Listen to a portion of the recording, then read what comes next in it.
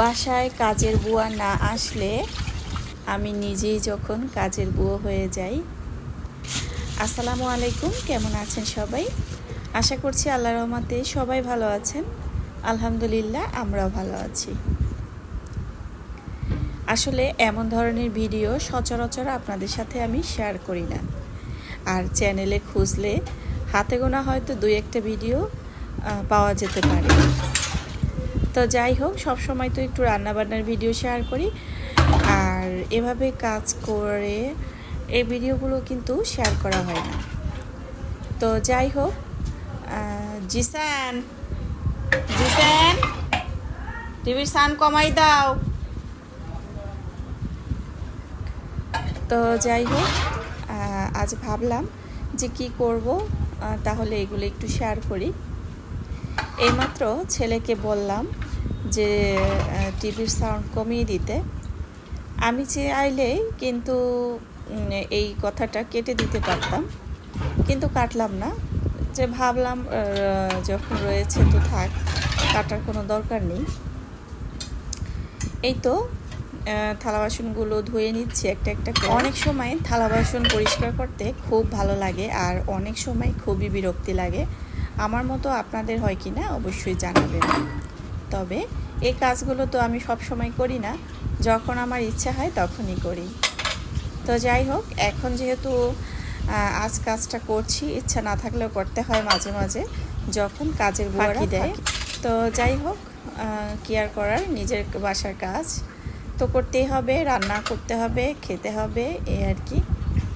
তো এমন কাজ কিন্তু আমার সব আপুরাই তার প্রত্যেকটা সংসারে তার জন্য করে থাকেন, যদিও শেয়ার করেন না। আবার অনেক আপুরাই আছেন যারা তার সংসারে খুঁটিনাটি যে সকল কাজগুলোই করেন না কেন সবটাই শেয়ার করেন, তবে ওগুলো দেখতে কিন্তু বেশ ভালোই লাগে।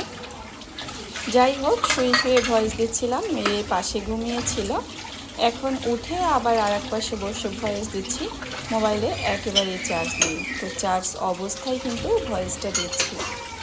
কি আর করার, আমরা এতটাই ব্যস্ত যে এখন আর মোবাইলে চার্জও থাকে না। আসলে সারাক্ষণ এসব নিয়ে থাকলে তো দেখা যায় যে মোবাইলের চার্জ কখন শেষ হয়ে যায় আমরা টেরও পাই না। তো যাই হোক, আমার যেহেতু এখন সারাদিন রোজা ছিলাম, তো এরপরে আর কি ভয়েসগুলো দিচ্ছি। তো যাই হোক, যেহেতু আমার 4টা আর কি ভাঙতি রোজা সেটা রাখতে হবে, এবং যে 6 রোজা সেগুলো রাখবো। তো যে 4টা আর কি ভাঙা হয়েছে সেখান থেকে শুরু করছি। তো অলরেডি 2টা কিন্তু রোজা রাখা শেষও হয়ে গিয়েছে, আর বাকিগুলো রাখবো ইনশাল্লাহ। তো আসলে ওরকম কষ্ট হয় না, আর এটা হয়তো অবশ্যই আল্লাহর রহমত। যেমন ধরেন, আপনি যখন রোজা রাখেন তখন কিন্তু আপনার ক্ষুধা লাগে না, বা আপনার একদমই খারাপ লাগে না না খেয়ে থাকলে। আর যখন আপনি রোজা রাখবেন না, তখন যদি আপনি একটু বেলা করে খান তখন কিন্তু আপনার অনেক ক্ষুধা লাগে, অনেক ক্লান্ত হয়ে যান আপনি। তো যাই হোক, আমরা এরকমটা সবাই। তো রোজার জন্য অবশ্যই আল্লাহর আলাদা রহমত রয়েছে। এখানে আমি তেমন কিছুই রান্না করিনি, করলা আলু দিয়ে ভাজি করেছি, আর চিংড়ি মাছ দিয়ে ডাল দিয়ে বড়া বানিয়েছিলাম। অবশ্য ভাজার পরে 2-3টা বড়া আমি খেয়েও নিয়েছি, আর জিসানের বাবার জন্য ডাল তো লাগবেই, কারণ সে ডাল না হলে আবার ভাত খেতে চায় না। খেতে চাইলেও বাট তার অনেক কষ্ট হয় খাওয়ার সময়, তো সেটা আর কি আমার কাছে ভালো লাগে না। তো বাসায় কিন্তু ফ্রিজে একেবারেই মাছ মাংস কিছুই নেই, কারণ আমিও চেয়েছিলাম ফ্রিজটা পরিষ্কার করাতে, এবং আমি বলেছি যে ফ্রিজে যা কিছু আছে সবটা শেষ করি, তারপরে না হয় তুমি মাছের বাজার টাজার কিছু করো। আসলে আমরা তো ওরকম মাসের পর মাস ফ্রিজে মাছ রেখে খাওয়া হয় না, কারণ এই যে মাছ আনলে হয়তো 3-4 দিন থাকে, তার ভিতরে কিন্তু আমরা খেয়ে ফেলি। তো আসার পথে কিন্তু সে মাছগুলো পেয়েছিল, আর এরপরে আমি তো আমার কাজগুলো করেছি, এবং এই মাছগুলো সে যখন নিয়ে আসে, তো ইলিশ মাছটা দেখে তো বেশ ভালোই লাগছিল। তো যাই হোক, মনে মনে সাথে সাথে প্ল্যান করেছি কি দিয়ে ইলিশ মাছ খাবো। তো অবশ্যই সেই ভিডিও তো আপনাদের সাথে শেয়ার করব।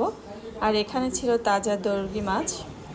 তো পরের দিন দেখা গিয়েছে খালা তো চলে আসছে। এরপর আর কি, মাছগুলো তো আমি সেভাবেই ফ্রিজে রেখে দিয়েছি, কারণ এত ধৈর্য নিয়ে মাছ কাটার সময় আমার নেই। আর এই তো খালা কিন্তু মাছগুলো কেটে নিচ্ছে।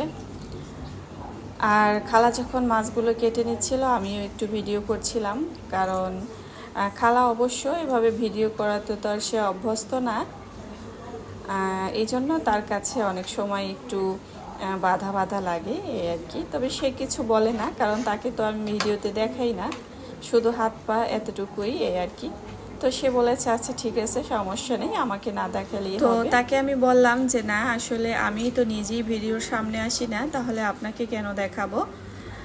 এই তো তো এই আর কি। তো সে বলছে আচ্ছা ঠিক আছে, তাহলে আপনি ভিডিও করেন এই আর কি।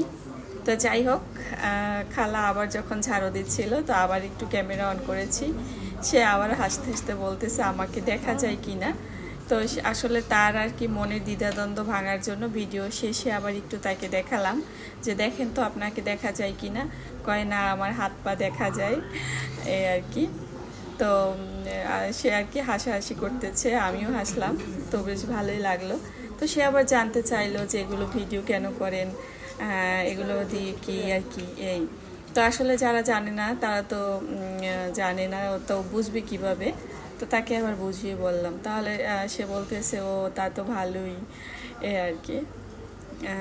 তো এরপরে খালা ঝাড়ু দিচ্ছিল, আর সেখান থেকে আমিও সরে গিয়েছি, কারণ আর একটা কাজ নিয়ে বসে থাকলে তো আর চলবে না।